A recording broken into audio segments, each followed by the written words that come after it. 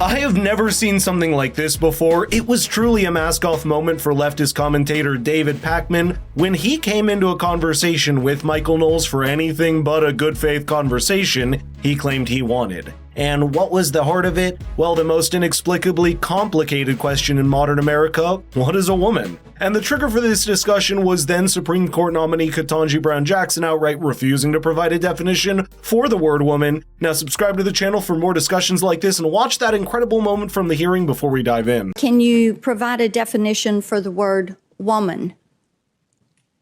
Can I provide a definition? No. Yeah. I can't. You can't?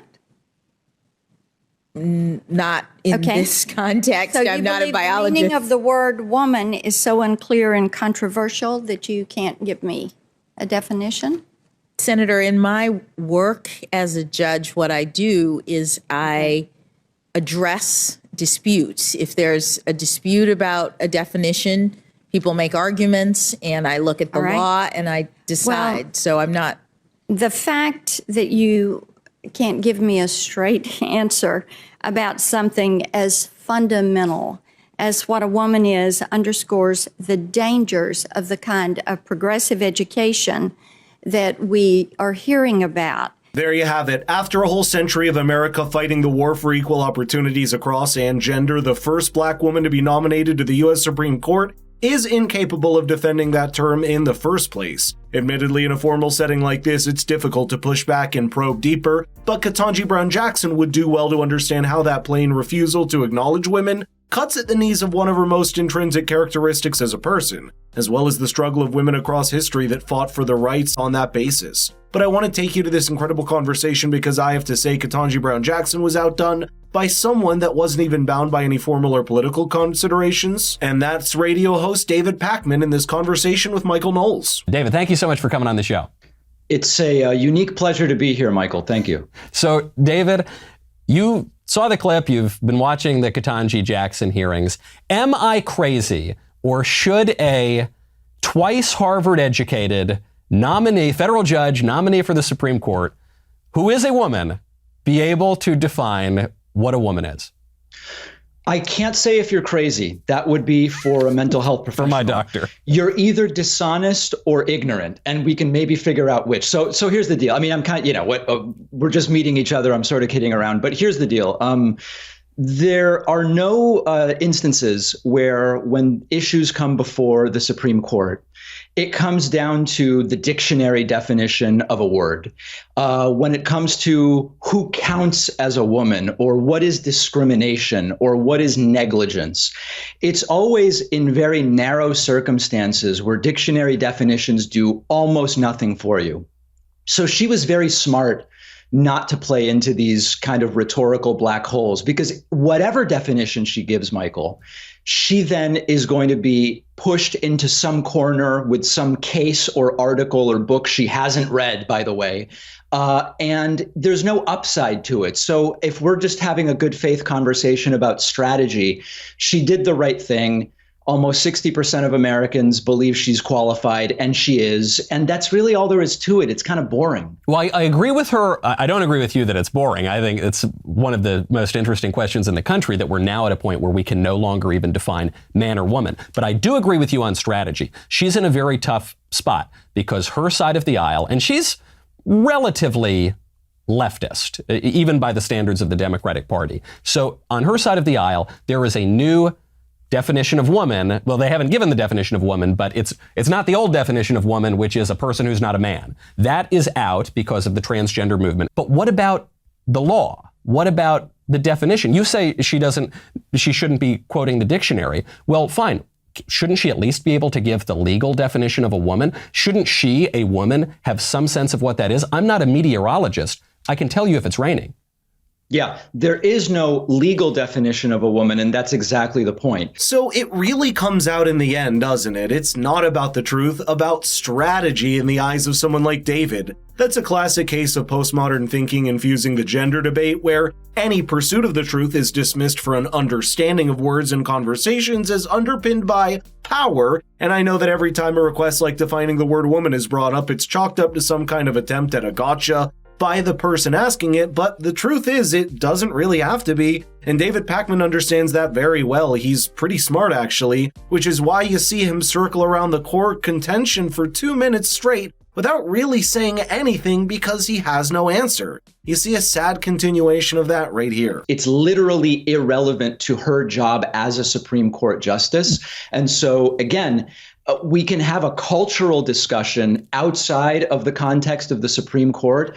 In the Senate's job in evaluating, is she qualified? It's an irrelevant question. And by her qualifications, she's more qualified than any of the 9 justices currently on the court. There's no way to deny that. I think you can, because I think all of the 9 justices on the court can tell you what a woman is. And so I know we're getting back. Because they've never been asked to do that. Nobody's ever been asked to define words in this way during hearings.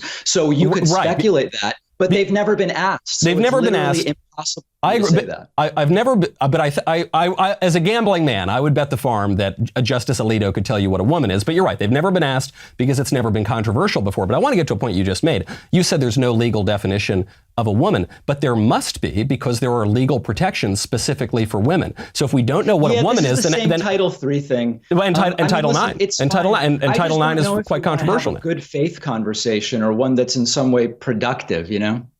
You're saying you and I, or you're saying Ketanji Jackson? You and I, yeah. I don't know if, listen, the Republican senators obviously didn't want to have a good faith conversation. I was talking about you and I, Michael. Yes, well, I do want to. This is why I'm granting you you're making the point on political strategy. I totally grant you that. That was the right move for her to make if she wants to avoid relevance.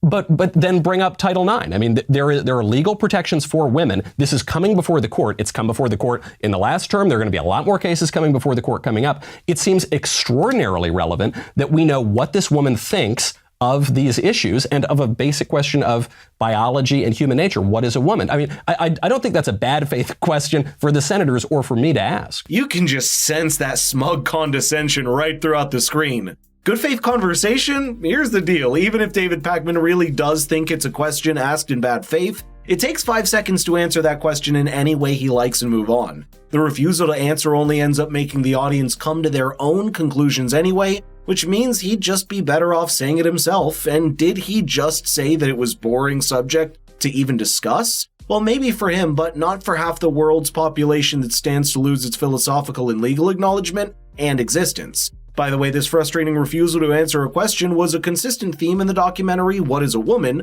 By Matt Walsh. Take a look at this clip and tell me how similar it sounds to David Pacman's deflections. So what is a woman?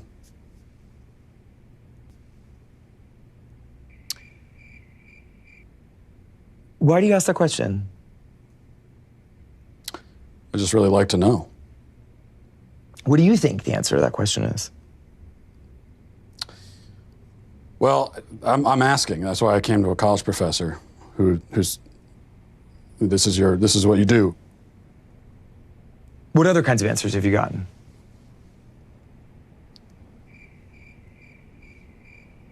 A lot of like this, where you're not answering, and I've gotten a lot of that. For me, it's actually a really simple answer, and that's a person who identifies as a woman. But what are they identifying as? As a woman. But what is that? As a woman.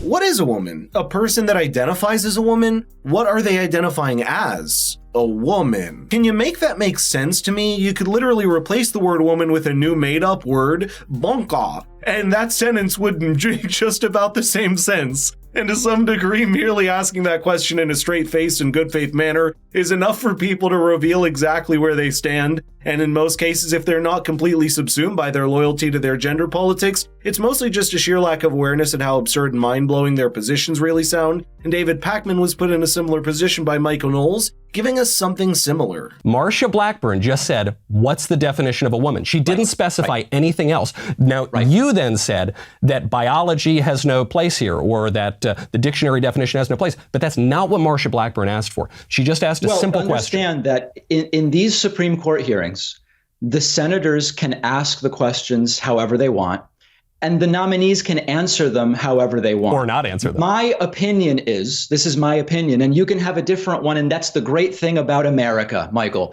My opinion is that if you're interviewing for the job of Supreme Court justice, it's reasonable to assume the questions have a legal bearing as to your role on the court.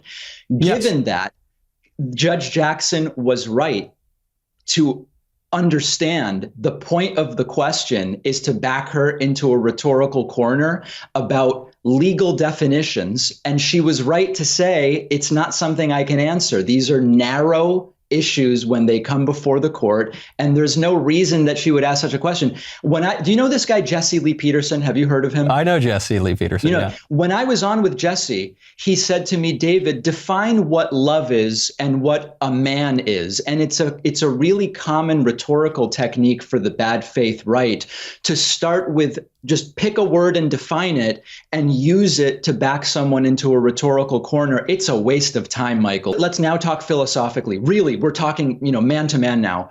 Dictionaries are descriptive, not proscriptive. So they're prescriptive sometimes too.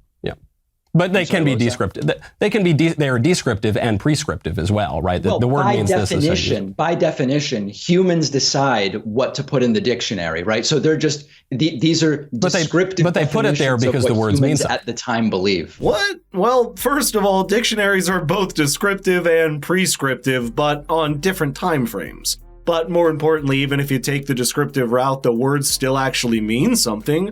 Descriptivism only borrows from a word's popular usage among people, and it's a bottom-up approach to language. But that doesn't mean that basic words lose all their meaning to a soup of subjectivity. By the way, when David Pacman says U.S. law or constitution doesn't defame the word woman, it's because law and constitutions don't have to redefine the obvious. In fact, it's only recently that states have started adopting particular meanings and definitions for that word after an onslaught against it from trans ideologues. For example, Alabama had a bill introduced to define woman as an individual whose biological reproductive system is designed to produce ova, and a man as, quote, an individual whose biological reproduction system is designed to fertilize the ova of a female. Kansas may be on its way to adopt a similar definition, but if there's one thing this conversation reveals, it's that society collectively is wasting precious time being caught up in the most trivial and pointless of contentions that shouldn't even exist, while very serious problems deserve dire attention. Let me know in the comments what you believe is the right way to approach this subject, because perhaps in the end, we can't avoid that discussion, even if we wanted to.